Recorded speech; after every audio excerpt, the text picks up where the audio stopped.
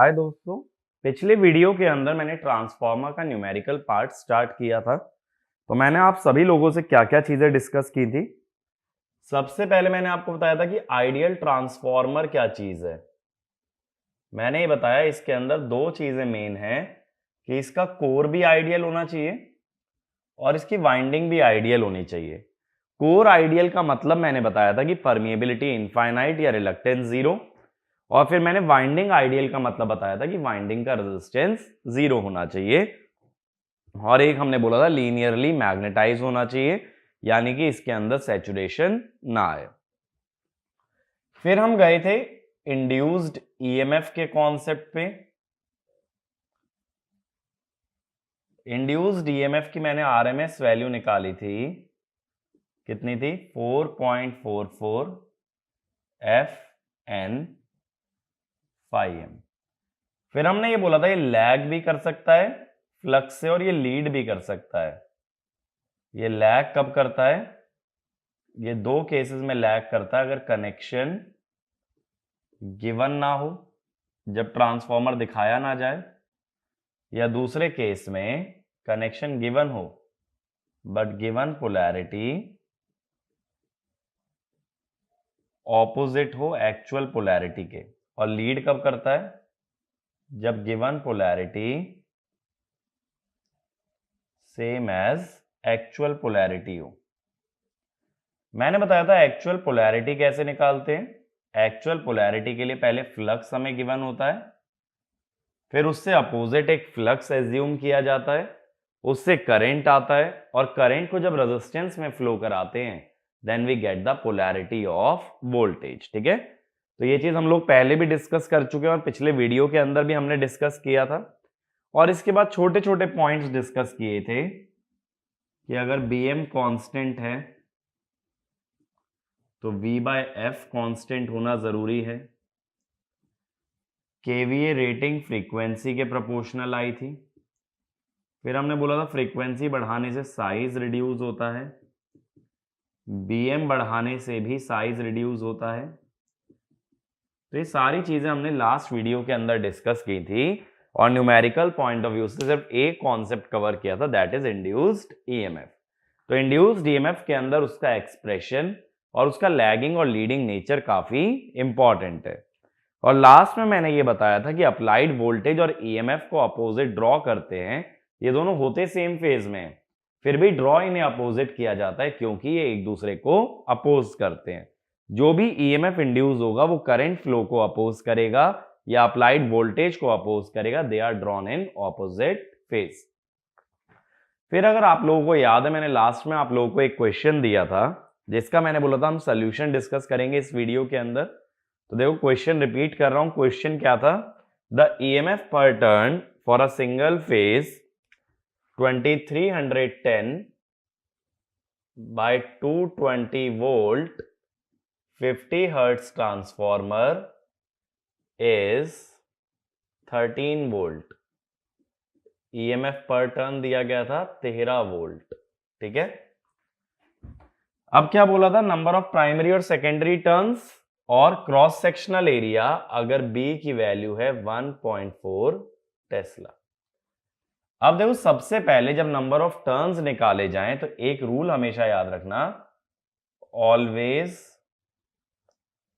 Start from LV side. ठीक है, LV side से ही क्वेश्चन को हमेशा शुरू करना है। तो ईएमएफ पर टर्न का मतलब क्या हुआ? E2 बाय N2 या फिर E1 बाय N1, बात एक ही है, ये है 13। लेकिन शुरू कहां से करना है? लो वोल्टेज से। लो वोल्टेज माने 220, 220 बाय N2 इस 13।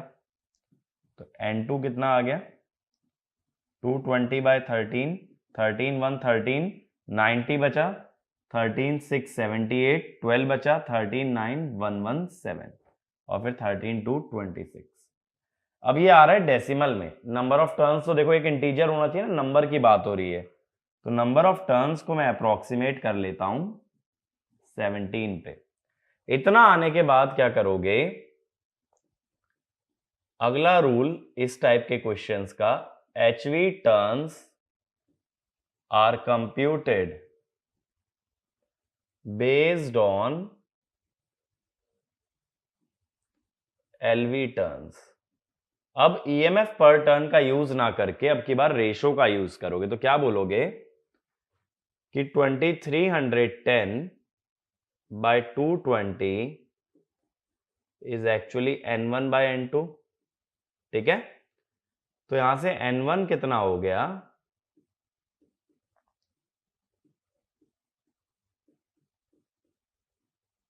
ठीक है, ये अप्रोक्सीमेटली आता है 178.5। अब देखो यहां ये दिक्कत हो जाएगी कि ये डेसिमल में आ गया। अब ऐसा मत करना कि इसको 179 कर दो, ठीक है, तो इसका मतलब अगर N2 17 लेके चलते हो तो ये इंटीजर नहीं आता। अब क्या करोगे, अगला स्टेप, रीअप्रोक्सीमेट N2। तो N2 को तुम दो चीजें ले सकते हो, या तो 16 या तो 18। चलो मैंने 18 मान लिया। N2 अगर 18 मान लिया तो N1 कितना हो गया, 2310 बाई 220 इंटू 18, ये आ जाएगा 189। ठीक है, तो ये ध्यान रखना कि पहले क्या करोगे, लो वोल्टेज साइड से क्वेश्चन को स्टार्ट करोगे, नंबर ऑफ टर्न्स निकालोगे, फिर HV साइड के नंबर ऑफ टर्न्स हमेशा रेशो से निकालोगे। और इस बात का ध्यान रखना कि दोनों ही क्या आने चाहिए, इंटीजर। अगर कोई भी इंटीजर ना आए तो अप्रोक्सीमेट सबसे पहले किसे किया जाएगा, सबसे पहले LV को अप्रोक्सीमेट करोगे और दोबारा क्या निकालोगे, HV। अब इसी क्वेश्चन का एक सेकेंड पार्ट था हमारा, क्रॉस सेक्शनल एरिया अगर B दिया है। अब क्रॉस सेक्शनल एरिया कैसे निकालोगे, EMF पर टर्न, EMF पर टर्न माने E बाय N, तो ये कितना होगा 4.44 F BM AN। AN क्या था, नेट क्रॉस सेक्शन एरिया, तो ये 13 है, फ्रीक्वेंसी 50 हर्ट्ज है, BM है 1.4 इंटू AN। तो अगर ये कैलकुलेट करोगे AN की वैल्यू, तो AN की वैल्यू तुम्हारी आएगी 393 सेंटीमीटर स्क्वायर। ठीक है, कैलकुलेशन मैं परफॉर्म नहीं कर रहा हूं, मेरे पास आंसर गिवन है, तो यानी कि 393 सेंटीमीटर स्क्वायर। ये बात क्लियर हुई। तो इस टाइप का क्वेश्चन देखो गेट में आने का चांस काफी कम रहता है। उसका सिंपल सा रीजन क्या है कि इसके मल्टीपल आंसर्स हो सकते हैं। मल्टीपल कैसे, मैं चाहता तो यहां N2 को 16 भी मान सकता था, अगर 16 मानता तो एक और आंसर आ जाता। या कभी ऐसा क्वेश्चन अगर गेट के अंदर आता भी है तो उसके अंदर ऑप्शन गिवन होना जरूरी है, अगर NAT में आ जाता है तो मल्टीपल आंसर्स आर पॉसिबल। ठीक है, बाकी अगर और किसी एग्जाम में आएगा तो भी ऑब्जेक्टिव क्वेश्चन की तरह ही आ सकता है जिसके अंदर 4 ऑप्शन गिवन हो। बट ये बेसिक रूल याद रखना, और जैसा मैंने शुरू से समझाया, हमेशा फोकस क्या करना है कि हर तरह के क्वेश्चन को टैकल करने का तरीका हमें सीखना है मशीन के अंदर। तो एक वैरायटी ऑफ क्वेश्चन मैंने तुम्हें समझा दिया है। ठीक है, आगे चलते हैं। अब हम अपने आज के टॉपिक को स्टार्ट करते हैं। आज मैं आइडियल ट्रांसफॉर्मर को ही आगे कंटिन्यू करूंगा।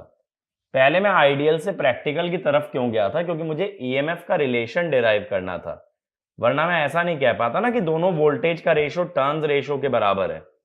तो ये चीज डिराइव करने के लिए मुझे फाइनाइट परमिएबिलिटी एज्यूम करना जरूरी था। अब आज के वीडियो के अंदर हम सिर्फ आइडियल ट्रांसफॉर्मर के बारे में बात करेंगे। तो अभी तक हमने सिर्फ वोल्टेज की बात की है, अब इसके बाद मैं आपसे बात करूंगा करंट के बारे में। ठीक है, तो करंट हम लोग डिस्कस करने वाले हैं। तो नेक्स्ट हेडिंग डाल लेना, currents in ideal transformer. Currents in ideal transformer. अब देखो बेसिक पढ़ाते हुए मैंने डॉट कन्वेंशन डिस्कस किया था। जब करंट्स की बात आती है ना तो डॉट कन्वेंशन काफी इंपॉर्टेंट हो जाता है। तो देखो हमने डॉट कन्वेंशन कैसे डिस्कस किया था कि मान लो एक ट्रांसफॉर्मर मैं ले लेता हूं। मैंने डॉट कन्वेंशन कैसे समझाया था,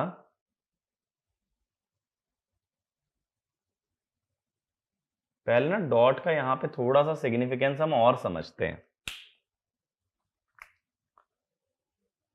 मान लो ये मेरे पास ट्रांसफॉर्मर है, इस टाइप से मैंने हेलिकल वाइंडिंग शो कर दी है।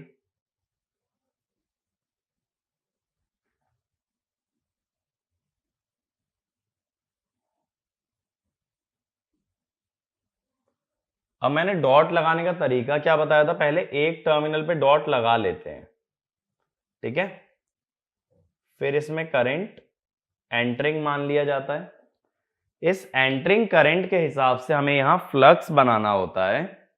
फ्लक्स अगर बनाओगे, करंट आगे से राइट जा रहा है, पीछे से लेफ्ट आएगा मुड़ के, तो फ्लक्स बना अपवर्ड्स। फ्लक्स अगर यहां अपवर्ड्स बन गया तो ये फ्लक्स कंप्लीट कैसे करेगा अपना रास्ता, ये फ्लक्स अपना पाथ कंप्लीट करेगा क्लॉकवाइज। अब हम लोग क्या बोलेंगे, जो सेकेंडरी वाइंडिंग का फ्लक्स है वो इससे जस्ट अपोजिट आना चाहिए, ठीक है। सेकेंडरी वाइंडिंग का फ्लक्स अगर अपोजिट आना चाहिए तो करंट कैसे बनेगा, ऊपर की तरफ फ्लक्स चाहिए तो आगे से करंट राइट जाए और पीछे से घूम के लेफ्ट आए। तो आगे से अगर ये राइट गया,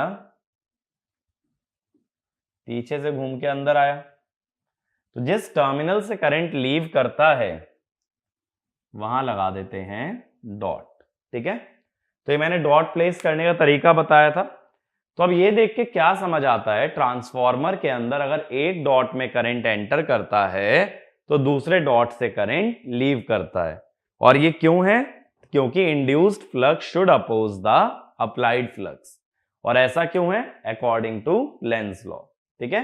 लेंज लॉ क्या कहता है कि कोई भी चीज या कोई भी कॉइल अपने ही कॉज ऑफ इंडक्शन को अपोज करती है। यहां कॉज ऑफ इंडक्शन है फ्लक्स, तो कॉइल जो फ्लक्स बनाएगी वो अप्लाइड फ्लक्स को अपोज करना चाहिए। इसीलिए एक डॉट में करंट एंटरिंग तो दूसरे डॉट से करंट लीविंग। अब मान लो दोनों ही डॉट में अगर करंट एंटर कर रहा होता तब क्या होता, ये समझते हैं।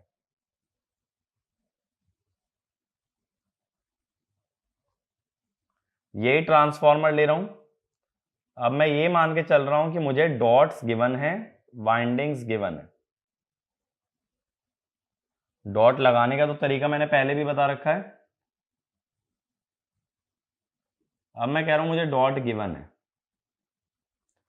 अगर दोनों डॉट में करंट एंटर करता है,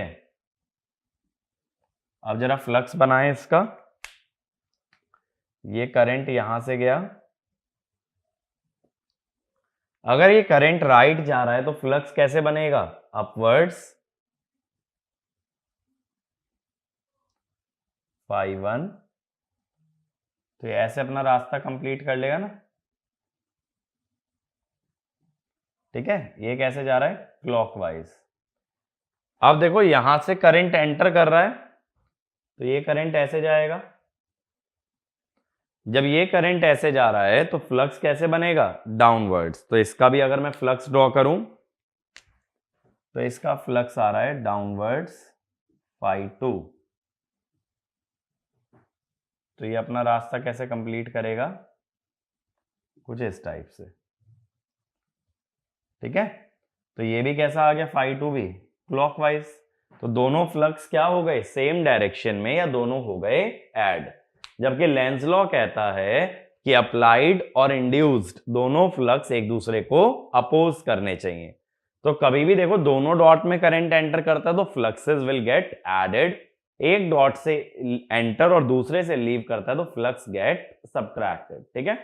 तो सबसे पहले दोनों डायग्राम ड्रॉ करना, फिर इसके बाद एक पॉइंट लिखो, in a magnetically coupled circuit, in a magnetically coupled circuit, if current enters the dot, if current enters the dot in both the windings, in both the windings, then flux gets added, then flux gets added, and it is called as, and it is called as additive polarity. and it is called as additive polarity. Next point, if current enters dot on one side, and leaves the dot on the other side, enters dot on the one side and leaves the dot on the other side, then fluxes are subtracted, and it is called as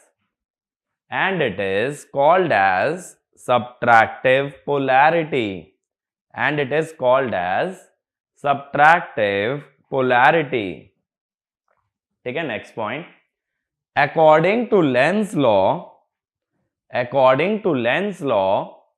induced flux should always oppose the applied flux, and hence current should enter the dot, on one side,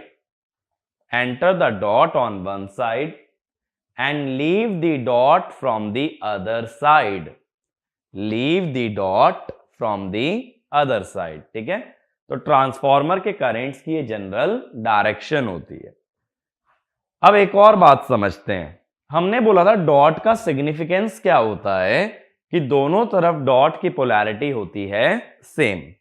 यानी dot अगर इधर plus minus है, यानी dot पे plus है, तो dot पे इधर भी क्या आना चाहिए, प्लस. ठीक है. अब देखो यहां पे क्या होगा, यहां पे मान लो एक सोर्स है मेरे पास और यहां पे मेरे पास है एक load.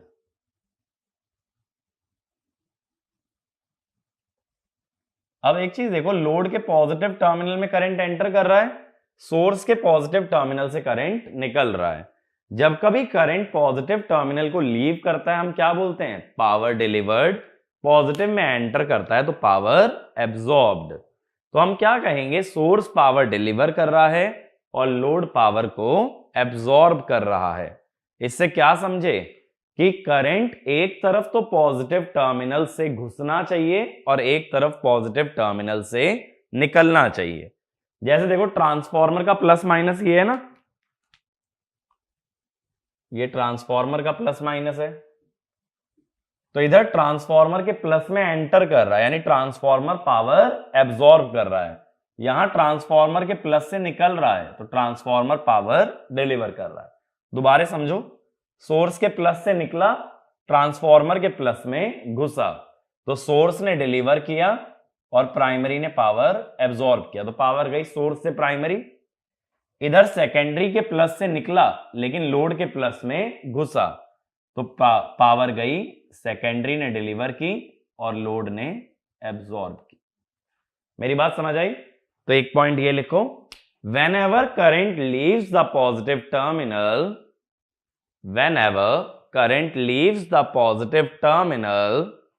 power is delivered, and when it enters the positive terminal, power is absorbed. When it enters the positive terminal, power is absorbed. अगला point, the polarity of dotted terminal is same on both the sides. The polarity of dotted terminal is same on both the sides. Hence, power is delivered by the source. To the primary winding, and power is delivered by secondary winding, to the load.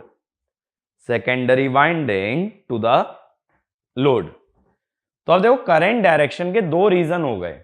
क्या हुए, एक तरफ positive में enter करना चाहिए, positive माने dot कह दो, तो एक तरफ डॉट में एंटर करना चाहिए, एक तरफ पॉजिटिव से लीव करना चाहिए, या ये कह दो एक तरफ डॉट से लीव करना चाहिए।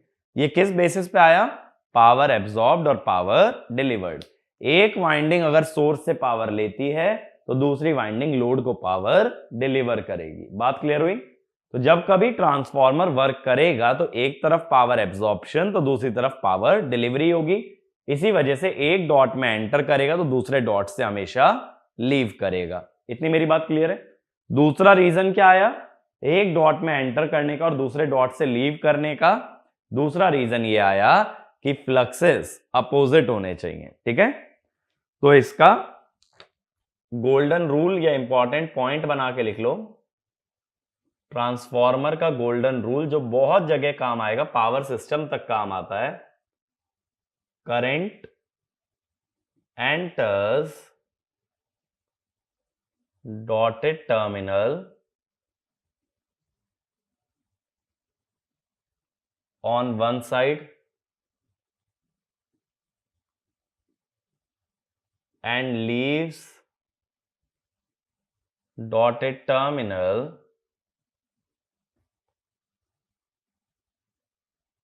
on other side। ठीक है, ये प्रिंसिपल हमेशा सेटिस्फाई होना चाहिए ट्रांसफॉर्मर में। तो जब पावर सिस्टम में भी प्रोटेक्शन में पहुंचोगे ना तो ये वाला प्रिंसिपल काफी काम आता है। ट्रांसफॉर्मर वहां भी यूज होता है। ये मेरी बात क्लियर हुई? अब देखो हमने क्या बोला था, अब आगे बढ़ते हैं। करंट की डायरेक्शन अभी तक हमें क्लियर हुई है। अब हमने क्या बोला था कि एक आइडियल ट्रांसफॉर्मर की जब कभी बात होती है, आइडियल ट्रांसफॉर्मर का परमिएबिलिटी होता है इनफाइनाइट या रिलक्टेंस होता है 0। अब परमिएबिलिटी इनफाइनाइट, रिलक्टेंस 0, एमएमएफ होता है फ्लक्स इनटू रिलक्टेंस। तो हम क्या बोल सकते हैं? फॉर फाइनाइट फ्लक्स यानी phi is non zero and phi is less than infinity, MMF is 0। Reluctance 0 होने की वजह से एमएमएफ 0 आ गया ना। इसका मतलब क्या हुआ? किसी एमएमएफ की जरूरत नहीं है फ्लक्स बनाने के लिए। अब देखो इसी का मैग्नेटिक सर्किट समझने की कोशिश करना। ये जो हमने ट्रांसफॉर्मर बनाया है, इसमें प्राइमरी वाइंडिंग में N1 टर्न्स हैं। ठीक है, तो इसका एमएमएफ कितना बनेगा? N1 I1। बीच में कोर की रिलक्टेंस, दूसरी तरफ N2 टर्न्स हैं और N2 टर्न्स ऐसे हैं कि वो फ्लक्स उल्टा बना रहे हैं। ये बात पे ध्यान देना। जैसे ऐसा सोचो कि अगर इलेक्ट्रिकल सर्किट में देखा जाए तो एमएमएफ वोल्टेज सोर्स का काम करता है और फ्लक्स करंट का काम करता है। तो हमें दो सोर्सेज ऐसे बनाने हैं जो करंट उल्टा फ्लो करवाएं। करंट उल्टा फ्लो करवाने के लिए इधर दूसरा सोर्स जो लगेगा वो ऐसा लगेगा, N2 I2। मेरी बात क्लियर हुई? ये चाहेगा कि करंट या फ्लक्स ऐसे फ्लो करे और ये चाहेगा उल्टा फ्लो करे। ये चीज सोच के देखो ना, जैसे कोई भी वोल्टेज सोर्स होता है तो वो एनर्जी डिलीवर करने की कोशिश करता है, तो करंट उससे पॉजिटिव टर्मिनल से बाहर जाने की कोशिश करता है। तो मैंने बोला यहां वोल्टेज सोर्स की जगह क्या है? एमएमएफ है। तो दोनों एमएमएफ ऐसे बनाओ कि वो अपना अपना फ्लक्स अपोजिट डायरेक्शन में अलाइन करें। तो यानी दोनों की ओरिएंटेशन कुछ ऐसी होगी। अब अगर ये रिलक्टेंस 0 हो गई तो ये शॉर्ट सर्किट हो गया। अगर ये शॉर्ट सर्किट हो गया तो केवीएल के हिसाब से क्या कह सकते हो? पैरेलल में दोनों वोल्टेज सोर्स बराबर होते हैं, तो N1 I1 is equal to N2 I2। इसे बोलते हैं एमएमएफ बैलेंसिंग। ठीक है, तो हमने सिर्फ क्या कहा है कि अगर रिलक्टेंस 0 हो गया तो बीच का रास्ता शॉर्ट सर्किट हो गया, और बीच का रास्ता शॉर्ट सर्किट हो गया तो दोनों तरफ एमएमएफ बराबर होगा, यानी N1 I1 will be equal to N2 I2। मेरी ये बात क्लियर हुई? अब देखो यहां से कितना अच्छा रिजल्ट हम लोग निकालते हैं। यहां से हमें करेंट्स का रेशो मिल जाएगा। ये क्लियर है ना? मैंने जो सर्किट बनाया है, सर्किट में एमएमएफ की पोलैरिटी कैसे डिसाइड होती है? ये बात हमेशा ध्यान रखना, फ्लक्स की डायरेक्शन से डिसाइड होती है। Flux should always leave the positive terminal of MMF. तो वाला भले ही पॉइंट लिख लो, the polarity of MMF, the polarity of MMF is decided on the basis, the polarity of MMF is decided on the basis of flux direction, bracket में लिख लो, produced by coil such that flux leaves the positive terminal of MMF, such that flux leaves the positive terminal of MMF। मेरी यहां तक बात clear हुई? आगे चलते हैं। अब देखो यहां से क्या हुआ, I1 अपॉन I2 ये आ गया N2 बाय N1, ठीक है। और कल हमने डिराइव किया था N2 बाय N1 होगा V2 बाय V1। पिछले वीडियो में हमने यही डिराइव किया था ना। अब N2 बाय N1 क्या है, इसको बोल सकते हो टर्न्स रेशो। ये तो एक स्केलार है ना, स्केलार माने एक सिंपल नंबर है ये। तो अगर मैं कॉन्जुगेट ले लूं दोनों तरफ, I1 conjugate bye I2 conjugate, तब भी ये क्या रहेगा, सेम। या ऐसे लिख लो, N1 बाय N2 का कॉन्जुगेट और किसी भी रियल नंबर का कॉन्जुगेट सेम रहता है। ये एक रियल नंबर है, ठीक है। अब ऐसा कह सकते हो यहां से I1 conjugate I2 conjugate is V2 bye V1। अब ये मत ज्यादा इसमें कंफ्यूज होना, ये कॉन्जुगेट कैसे लगा दिया। करंट जो है AC है तो फेजर क्वांटिटी, और फेजर का कॉन्जुगेट मैं ले सकता हूं। तो मुझे यहां से क्या मिल गया, V1 क्रॉस मल्टीप्लाई कर लो I1 conjugate V2 I2 conjugate. अब VI कॉन्जुगेट देखी हुई है क्वांटिटी, ये क्या होती है, कॉम्प्लेक्स पावर। तो S1 इक्वल टू S2। तो ये क्या हो गया, ये हो गया एनर्जी कंजर्वेशन। मेरी बात क्लियर हुई? एक आइडियल ट्रांसफॉर्मर है अगर, तो ना तो वो कोई रियल पावर खाएगा ना वो कोई रिएक्टिव पावर खाएगा। तो जितनी रियल और रिएक्टिव पावर प्राइमरी से आएगी, या ये कह लो कि प्राइमरी सोर्स से लेगी, उतनी ही रियल और रिएक्टिव पावर लोड को दे दी जाएगी। तो यहां तक नोट करना, इसके बाद लिखना, in an ideal transformer there is no consumption of, in an ideal transformer there is no consumption of real or reactive power, and hence real and reactive power delivered by the source, is same as real and reactive power absorbed by the load, ठीक है। तो जितना real और reactive power source देगा उतना ही load में जाएगा। अब देखो आगे इसके फेजर डायग्राम की बात करते हैं।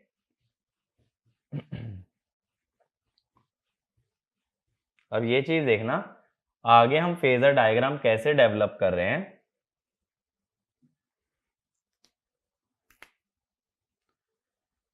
सबसे पहले हम बना लेंगे फ्लक्स से मैंने बोला था हम ईएमएफ अब हमेशा लैगिंग दिखाएंगे, जबकि लैगिंग लीडिंग दोनों पॉसिबिलिटी बनती हैं। मान लो ये E1 है और ये है E2, तो मैंने यहां पे क्या मान रखा है, अगेन जब E2 बड़ा दिखा रहा हूं तो मैंने मान रखा है N2 बड़ा है N1 से, ठीक है। फिर E1 से अपोजिट मैंने क्या बना दिया था भाई, E1 से अपोजिट मैंने बना दिया था V1 which is equal to minus E1। इसका रीजन मैंने लास्ट वीडियो में दिया था कि V1 और E1 एक दूसरे को अपोज करते हैं, तो भले ये होते सेम फेज में बट ड्रॉ कैसे करते हैं, अपोजिट। अब बात है इसके आगे करंट्स की। देखो ज्यादातर लोड जो होते हैं वो लैगिंग पावर फैक्टर के होते हैं, तो ज्यादातर देखो ये वाला जो है ना, ये E2 है हमारा और ये है V2, ऐसे ये V1 है और ये रेड वाला है E1। तो एक्चुअल में तो V1 E1 बराबर ही है, बट दिखा कैसे रहा हूं, उल्टा दिखा रहा हूं क्योंकि अपोज कर रहे हैं। अब देखो अगर ये लोड लैगिंग है तो इसमें जाने वाला करंट I2 वोल्टेज से लैग करेगा। कौन सी वोल्टेज से, E2 या V2, बात तो एक ही है। ये दोनों अभी वाले सर्किट के लिए बराबर हैं, ये दिख रहा है ना, दोनों सेम ही तो टर्मिनल है, तो E2 V2 बराबर है, करंट इससे लैग करेगा। तो मैं मान रहा हूं लैगिंग पावर फैक्टर लोड है, तो ये मेरा आ गया I2, it is lagging by an angle φ2। ये बात क्लियर है, लैगिंग माने क्लॉकवाइज होता है ना, तो मैंने क्लॉकवाइज लिया ये एंगल। तो I2 लैग कर रहा है वोल्टेज से। अब मुझे ड्रॉ करना है I1। I1 कैसे निकलेगा, देखो I1 विल बी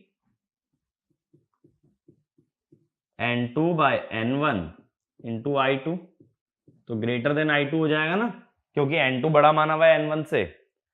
लेकिन हमें यह भी पता है कि I1 और I2 एक दूसरे के MMF को कैंसिल करते हैं या एक दूसरे के फ्लक्स को कैंसिल करते हैं, इसलिए इन्हें ड्रॉ उल्टा कर दिया जाता है। तो ये देखो ये आ गया I1 N2 bye N1 into I2। दोनों को ड्रॉ 180 डिग्री पे किया है, जबकि दोनों हैं सेम फेज में।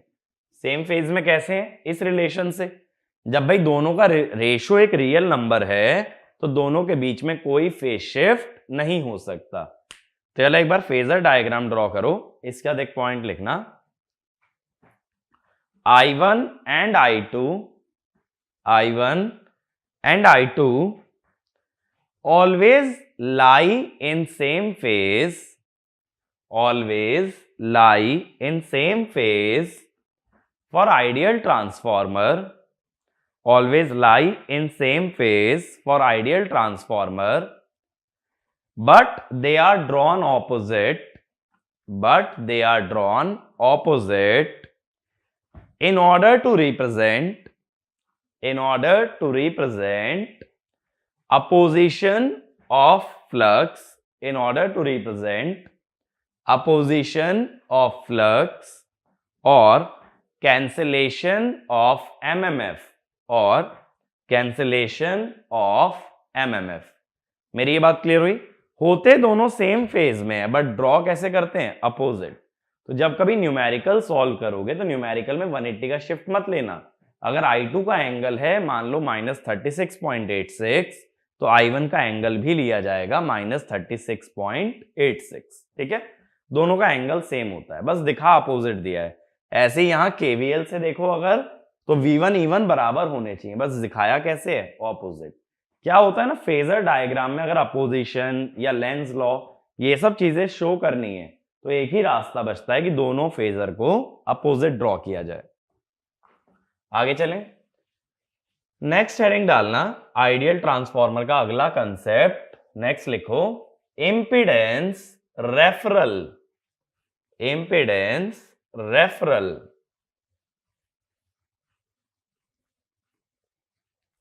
ठीक है,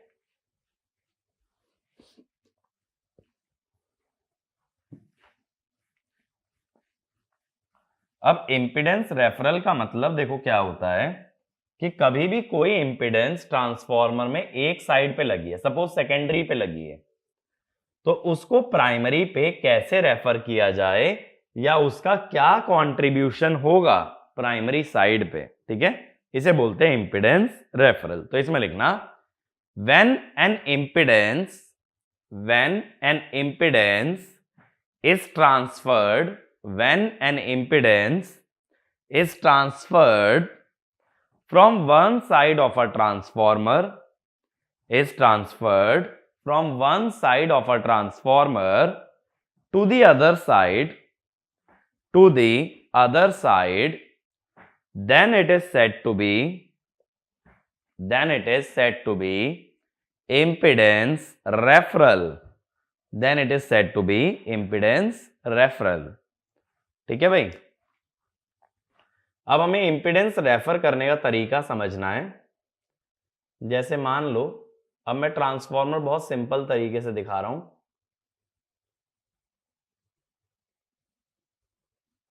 मान लो ये अपना एक ट्रांसफॉर्मर है, एक आइडियल ट्रांसफॉर्मर की ही मैं बात कर रहा हूं। ये ZL है। चाहो तो देखो इसमें डॉट भी दिखा दो बेटर अंडरस्टैंडिंग के लिए। एक डॉट से करंट एंटर करेगा, दूसरे डॉट से करंट लीव करेगा। टर्न्स रेशियो भी दिखा दो N1:N2। अब KVL के हिसाब से क्या लिख सकते हो कि ZL है V2/I2। मुझे क्या पता करना है? मुझे पता करना है Z1, यानी V1 और I1 का रेशियो कितना है। इसका मतलब अगर इन टर्मिनल से चेक किया जाए तो कितनी इंपिडेंस देख सकते हैं। अब V1 को कैसे लिख सकते हो टर्न्स रेशियो के हिसाब से? तो अभी हमने ये रिलेशन लिखा था V1/V2, ये तो टर्न्स रेशियो में चलता है, और करंट उल्टे रेशियो में चलते हैं I2/I1। तो V1 को क्या लिखोगे? N1/N2 इंटू V2, और I1 को क्या लिख दोगे? I1 लिखा जाएगा N2/N1 इंटू I2। अब V2/I2 तो हम जानते हैं क्या है, ZL है। तो ये नीचे वाला N2/N1 ऊपर जाके बनेगा N1/N2। तो इतनी इंपिडेंस अगर तुम प्राइमरी साइड से देखते हो तो तुमको मिलती है। ठीक है, अब ऐसे देखो दूसरा केस ले लो। दूसरे केस में क्या करो कि इस साइड पे एक इंपिडेंस जोड़ दो, जैसे Z1 है।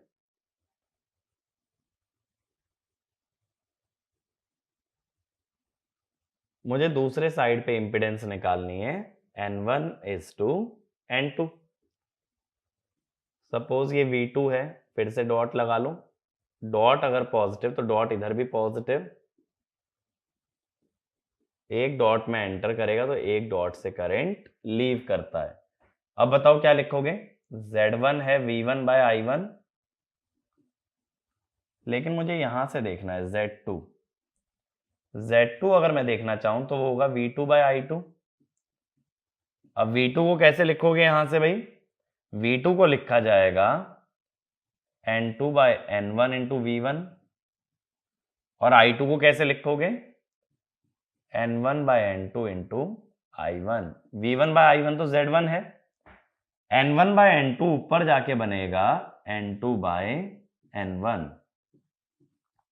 ठीक है, अब देखो जब हम सेकेंडरी से प्राइमरी आए तो ऊपर आए प्राइमरी के टर्न्स और नीचे आए सेकेंडरी के टर्न्स। ऐसे ही जब प्राइमरी से सेकेंडरी गए तो ऊपर आए सेकेंडरी के टर्न्स, नीचे आए प्राइमरी के टर्न्स। इसको जनरलाइज कैसे करें? देखो ये चीज समझना, जब प्राइमरी से सेकेंडरी जाओगे तो जा कहां रहे हो? सेकेंडरी। तो ऊपर रखोगे सेकेंडरी के टर्न्स और नीचे प्राइमरी के। जब सेकेंडरी से प्राइमरी आओगे तो कहां जा रहे हो? प्राइमरी। तो ऊपर प्राइमरी के टर्न्स और नीचे सेकेंडरी के। तो इसका मतलब क्या हुआ? जब हम जाते हैं फ्रॉम प्राइमरी टू सेकेंडरी, तो सेकेंडरी की तरफ जा रहे हो ना, तो n secondary by n primary का स्क्वायर। तो फ्रॉम सेकेंडरी टू प्राइमरी, अब प्राइमरी की तरफ जा रहे हो तो ऊपर प्राइमरी के टर्न्स रखोगे और नीचे सेकेंडरी के। मैं इसको जनरली कैसे बोल देता हूं, देखो कि जहां जाना है यानी डेस्टिनेशन, और जहां से चलना है दैट इज सोर्स। अगर सेकेंडरी पे पहुंच रहे हो तो सेकेंडरी हमारा डेस्टिनेशन है, और जहां से शुरू हुए वो है सोर्स। तो हमेशा डेस्टिनेशन बाय सोर्स का स्क्वायर। इस तरह से कोई भी इंपिडेंस को एक साइड से दूसरी साइड रेफर किया जा सकता है। ये मेरा पॉइंट क्लियर हुआ? ठीक है, कि किस तरीके से हम लोग सॉल्व कर सकते हैं। अब देखो ओवरऑल अगर मैं बात करूं तो मैंने तुम्हें आइडियल ट्रांसफॉर्मर के लिए ना कुछ इंपॉर्टेंट कॉन्सेप्ट्स बता दिए हैं, तो मैं एक बार समराइज कर देता हूं। आइडियल ट्रांसफॉर्मर में क्या चीजें याद रखने वाली हैं, क्योंकि देखो अगर ट्रिकी क्वेश्चन बनेगा ना गेट के अंदर या किसी भी एग्जाम में, तो आइडियल ट्रांसफॉर्मर पे एक बहुत बेहतरीन क्वेश्चन बनाया जा सकता है, जो कि हम देखेंगे भी किस टाइप के क्वेश्चन फ्रेम कर सकते हैं। अब देखो, पहली चीज हमने देख ली कि ईएमएफ होता है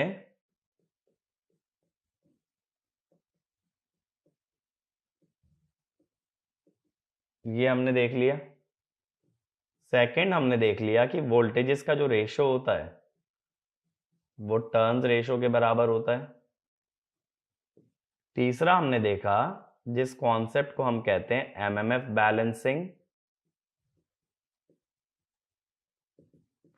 इसमें हमने क्या बोला, N1 I1 should be equal to N2 I2। चौथा हमने देखा पावर कंजर्वेशन, कि ना कोई रियल ना कोई रिएक्टिव, किसी पावर का लॉस नहीं आना चाहिए ट्रांसफॉर्मर में, तो V1 I1 conjugate equal to V2 I2 conjugate. और ये सारे ना फेजर चल रहे हैं, ये बात ध्यान रखना। इसके बाद मैंने एक कॉन्सेप्ट बताया इंपीडेंस रेफरल,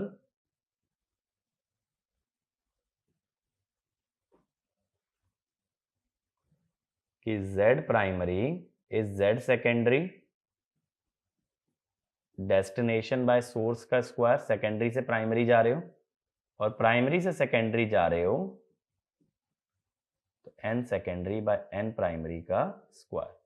ये सारे कॉन्सेप्ट जो है ना क्वेश्चन सॉल्व करने के काम में आएंगे जब कभी ट्रांसफॉर्मर या आइडियल ट्रांसफॉर्मर पे बेस्ड कोई भी क्वेश्चन सॉल्व करते हो। ये काफी रेलिवेंट कॉन्सेप्ट्स हैं और इन्हीं से हर एक न्यूमेरिकल हमारा सॉल्व हो सकता है। तो देखो एक क्वेश्चन देखते हैं, क्वेश्चन नोट डाउन करो। A single phase power system, a single phase power system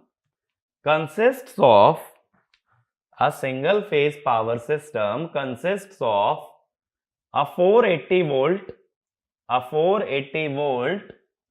60 hertz generator, 480 volt 60 hertz generator supplying a load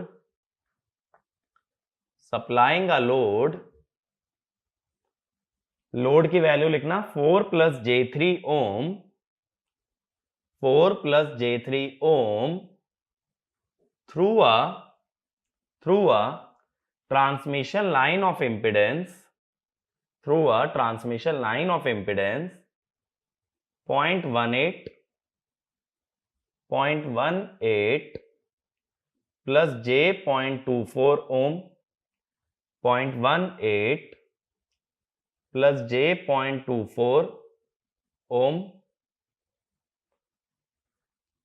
If a 1:10 step-up transformer,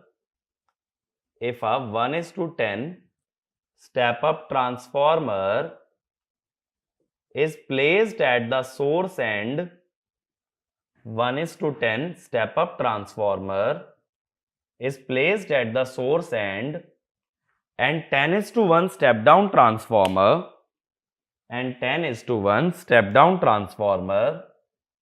at the load end,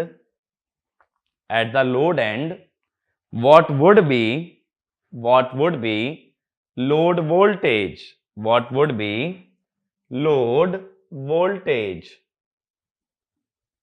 ठीक है, तो ये फिगर गिवन है हमें question का, तो एक बार फिगर ड्रॉ कर लो और वीडियो पॉज करके इस क्वेश्चन को एक बार अटेम्प्ट करो। ठीक है, फिर हम इसका सॉल्यूशन देखते हैं। तो इसमें मैं तुम्हें इंपीडेंस रेफरल का कंसेप्ट समझाऊंगा, तो एक बार ट्राई करो क्वेश्चन को। अब देखो जितने लोग ट्राई कर चुके हैं, हम लोग इसका सॉल्यूशन समझने की कोशिश करते हैं। मुझसे लोड वोल्टेज पूछा है तो मैं कोशिश करता हूं कि क्यों ना मैं सारा सर्किट लोड की तरफ ले जाऊं। मुझे 3 मैश को सॉल्व नहीं करना है, 3 मैश को सॉल्व करने में ज्यादा टाइम लगेगा, लेकिन अगर एक मैश बना लूं तो यह आसानी से सॉल्व हो सकता है।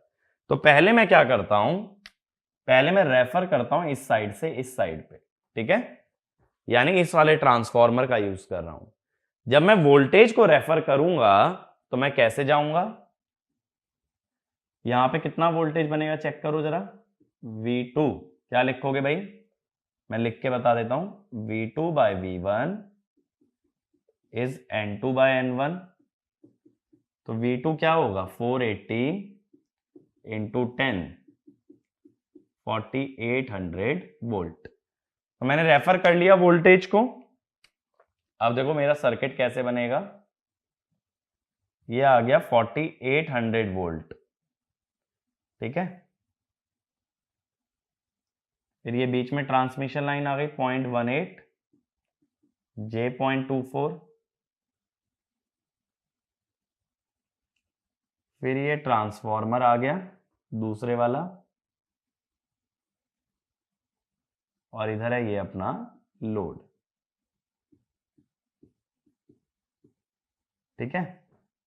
और ये हो गया 10:1। अभी भी देखो लोड की तरफ तो नहीं पहुंचे ना, बट अब 2 से 1 ट्रांसफॉर्मर पे आ गए। अब ये वाला सर्किट वापस से रेफर कर लो लोड की तरफ। अब लेकिन 2 चीजें रेफर करनी पड़ेंगी, एक तो वोल्टेज और एक इंपेडेंस। वोल्टेज कैसे निकालोगे, V3 N3/N2, 4800 N3/N2, ये N3 है और ये दूसरा वाला N2 है। तो ये वापस हो गई 480 वोल्ट। और इंपेडेंस कैसे रेफर करोगे, 0.18 प्लस J 0.24। अब जा किस तरफ रहे हो, जा रहे हो 1 वाली साइड, और कहां से जा रहे हो, 10 वाली साइड से। तो डेस्टिनेशन है 1 वाला और जाना कहां से है, 10 से, ठीक है। तो ये बना 0.0018 प्लस J 0.0024। अब इससे हमारा ये कैसा बन गया,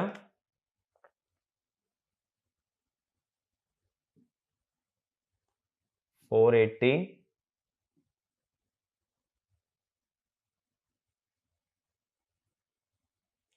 0.0018 0.0024 और ये लोड आ गया हमारा 4 और J3।